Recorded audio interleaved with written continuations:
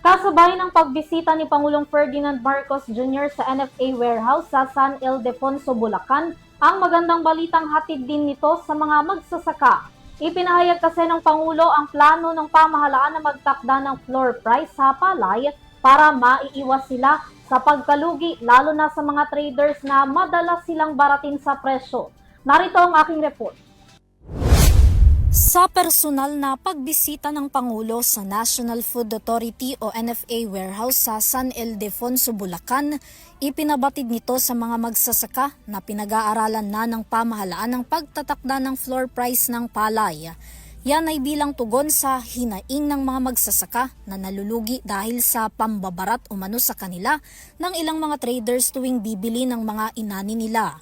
Sandaling maipatupad ang floor price sa palay o limitadong pagtatakda sa presyo nito sa pinakamababang halaga, siguradong kikita ang mga magsasaka ng patas at hindi maaapektuhan ng pagkalugi, bumaba man ang presyo nito sa merkado.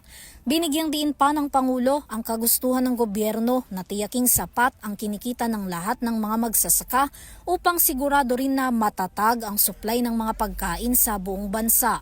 Bukod sa floor price, ipinag-utos rin ng Pangulo ang muling pagbili ng NFA sa mga palay ng mga magsasaka tuwing panahon ng anihan at pagbebenta rin ng bigas tuwing lean season o kung kailan may kakulangan ng ani at supply ng pagkain para maiwasan naman ang sobrang pag-aangkat nito sa ibang bansa.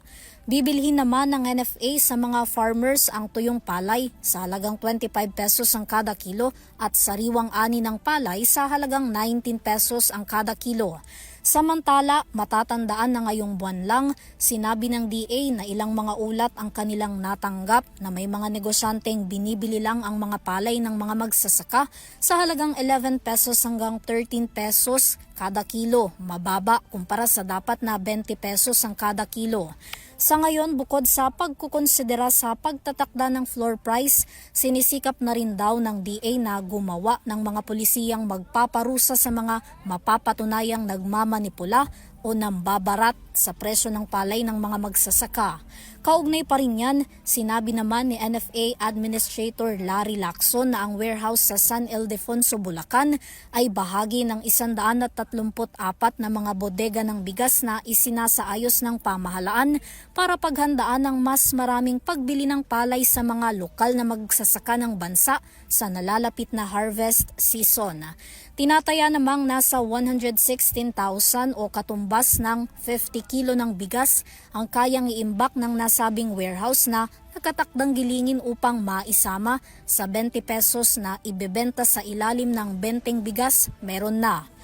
Para sa EuroTV News, Vanessa Cleofa sumasaludo sa bawat Pilipino.